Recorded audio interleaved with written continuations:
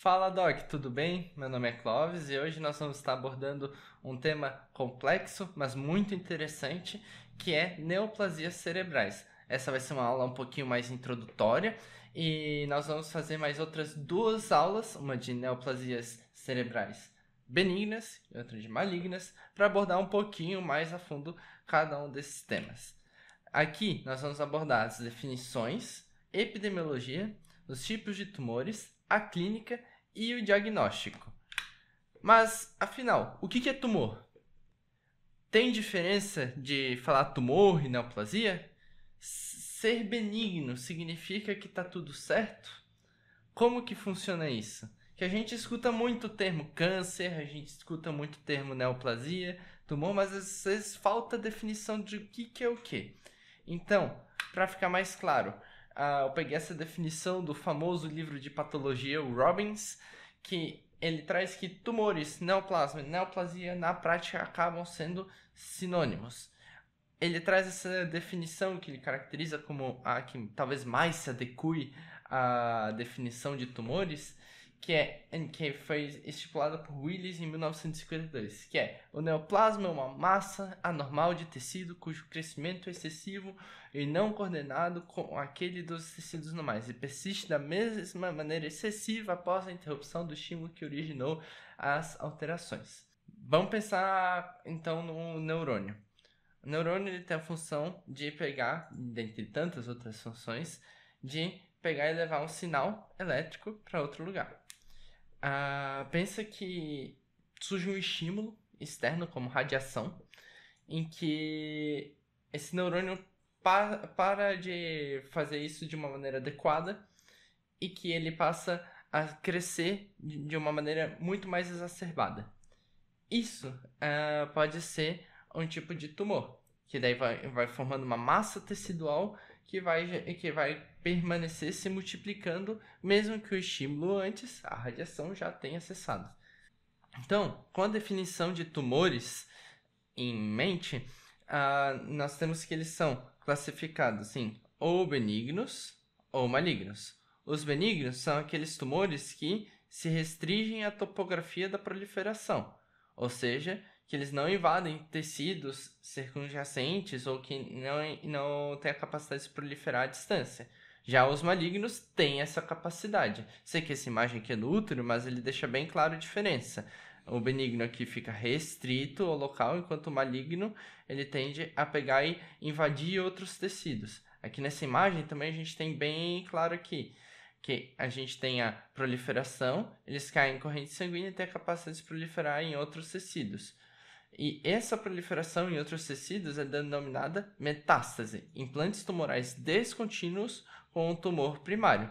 No sistema nervoso, é muito raro tumores que começam no cérebro metastizarem para outros órgãos. Então, a definição de tumoração maligna no sistema nervoso passa a ser muito relacionada à destruição que ela provoca em tecidos do sistema nervoso e nos tecidos que são vizinhos a ela. Então, e também nós temos que nós podemos ter metástases do sistema nervoso para o sistema nervoso. A gente tem uma lesão que começa em um determinado lugar que vai para outra parte do sistema nervoso. Isso é um pouquinho mais raro também de acontecer. O tumor maligno aqui, ele tem a definição muito por conta da destruição tecidual que ele provoca. A prevalência nos Estados Unidos dos tumores do sistema nervoso como um todo são de 1 a cada 4 mil habitantes. Desses, 30% são malignos. No Brasil, segundo estatísticas do INCA, o número novo de casos de câncer no sistema nervoso no Brasil é de 11.490. E o câncer do sistema nervoso é o 11º mais incidente. E entenda que câncer é uma neoplasia maligna.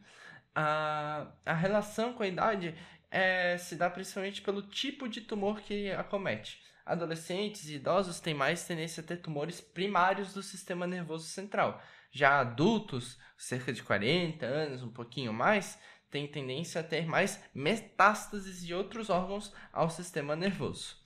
Os tipos de neoplasias mais frequentes são os meningiomas, tumores benignos. Os tumores de hipófise também têm uma alta prevalência. O primeiro tumor maligno com maior prevalência é o glioblastoma, que acomete principalmente adultos a partir de 50 anos de idade. Nós temos também os tumores de bainha de mielina e dos nervos, e também os astrostomas com uma alta prevalência dentre os tumores do sistema nervoso. Dos fatores associados a neoplasias, a que mais tem relação é a radiação ionizante. Além disso, nós não temos muitas outras associações ambientais. E a radiação ionizante destaca-se a radioterapia para outros tumores, que pode desencadear tumores no sistema nervoso central. Existem algumas mutações genéticas que estão também relacionadas com o desenvolvimento de neoplasias no sistema nervoso, como a neurofibromatose e a síndrome de Li-Fraumeni. Quanto à clínica dos tumores do sistema nervoso central, ela é relativamente variável, porque ela depende de alguns fatores. Primeiro, a topografia no cérebro que ela vai estar atingindo, isso vai variar os sinais focais que cada indivíduo vai apresentar, o tamanho da neoplasia e o tempo de crescimento da neoplasia. Nós temos muitos tumores que vão ser completamente assintomáticos e que vão ser achados de exames de imagem pedidos por outras coisas e achados em autópsias. A clínica do paciente também pode cursar com cefaleia e ela vai estar bem presente, inclusive, presente em mais de 50% dos casos. Vamos lembrar que a cefaleia aqui nesse caso ela vai acontecer por compressão de estruturas nociceptivas, porque o parênquima encefálico em si não tem nociceptores. Então, a gente vai ter compressão de meninges, compressão de vasos. E isso está muito relacionado com um tumor que às vezes já está em um crescimento um pouquinho mais avançado. A cefaleia aqui da neoplasia vai ser uma cefaleia com uma progressão gradual com mudança de padrão. E agora a gente lembra lá da aula de cefaleias dos sinais de alarme para uma cefaleia secundária, que é o caso dos tumores. Lembrem, sintomas sistêmicos não necessariamente vão estar presentes. Sintomas neurológicos associados, nós já vamos ver que é bem comum. Um começo que vai ser súbito, um começo depois de uma determinada idade, que daí a gente vai para os dois Os do Snoop, e a mudança do padrão, que é o caso aqui. Então a gente vê que a cefaleia secundária a um tumor tem vários sinais de alarme, que é o que a gente precisa pegar e ficar atento. Normalmente, ela é uma cefaleia de característica tensional, bifrontal ou ainda na topografia do tumor. E a gente tem que tomar muito cuidado com a agudização da cefaleia. Aquela cefaleia que vem chatinha, vem aumentando, do nada a gente tem um pico de dor. Isso pode significar sangramento desse tumor. O tratamento, de maneira geral, da cefaleia nesses casos é com analgésicos simples. As crises epilépticas também são muito comuns dentro dos tumores do sistema nervoso central, só que elas são mais comuns em tumores de baixo grau, ou seja, tumores menores apresentam mais crises epilépticas do que tumores maiores. Essas crises epilépticas são normalmente crises focais, de acordo com a topografia do tumor. Então, pensa, um tumor em uma topografia que pega o giro pré-central, a gente vai ter sintomas motores mais acentuados. Porém, a gente pode ter possibilidade da progressão dessas crises focais para crises secundariamente generalizadas. A gente tem também que estados epilépticos pode acontecer também nesses casos. O tratamento aqui é muito difícil o controle simplesmente com medicamentos antiepilépticos. Inclusive, se focado só nas crises epilépticas, a gente pode acabar encaixando essa crise epiléptica como uma crise epiléptica resistente ao tratamento, ou refratária ao tratamento. Porque o que vai melhorar nesses casos é a cirurgia, químio ou radioterapia, ou seja, a regressão desse tumor, que pode pegar e trazer uma boa melhora para os pacientes. Aqui, dos sintomas neurológicos focais, que nem eu falei, depende muito da topografia do tumor. Então, no caso aqui, se a gente tem um tumor na região do giro pré-central, a gente pode ter fraqueza. E aqui, essa fraqueza, eu ressalto que vai ter características mais de neurônio motor superior. Por quê? Porque ela é uma fraqueza que vai estar cometendo neurônio motor superior. Então a gente pode ter uma fraqueza na extensão dos membros superiores, por exemplo. A sensibilidade, aqui nesse caso, também pode ser afetada se a gente tiver um tumor em região de giro pós-central. E daí, nesse caso, não vai estar respeitando o dermátomo. Nesse caso aqui, a gente vai ter aquele homúnculo que vai estar sendo afetado. E a gente tem também a afasia, se a gente pegar regiões da área de Broca e de Wernicke. E daí, isso se for no hemisfério dominante, é claro. E não dá para esquecer também dos achados relacionados à visão, que podem pegar e acontecer devido à compressão do nervo óptico, que pode acontecer por conta de compressão do nervo oculomotor, e isso pode levar a amaurose, pode levar a perda de campo visual, pode levar a diplopia.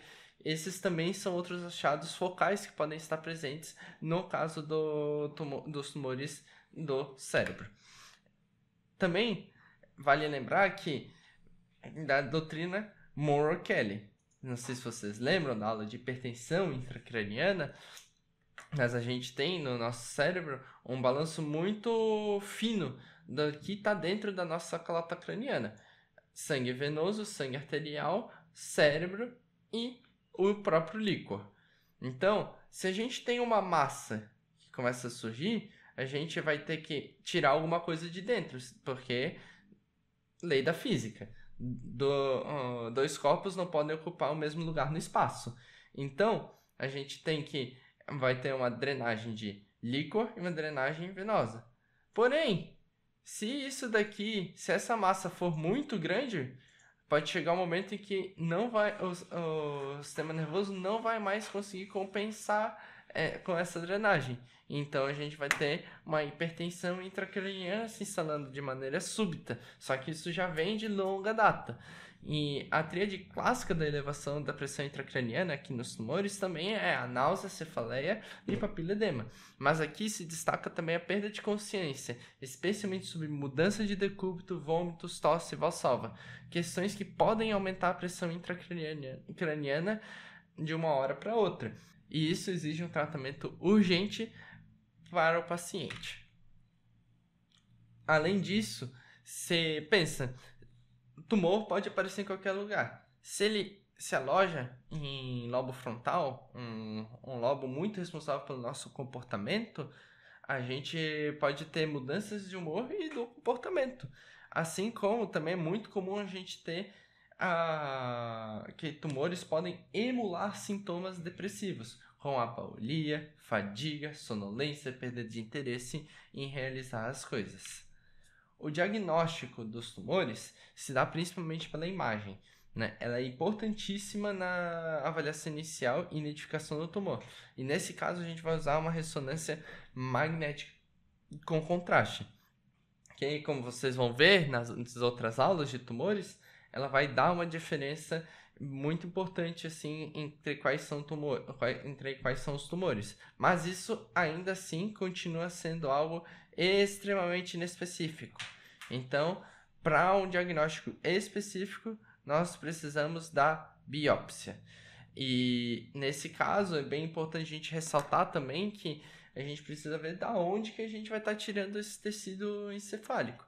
Se a gente tiver uma massa perto da área de Wernicke, a gente tem que fazer uma ressonância magnética funcional, principalmente para poder pegar e entender onde que a gente vai pegar e fazer a ressecção desse tumor para não afetar a linguagem e a compreensão da linguagem do indivíduo.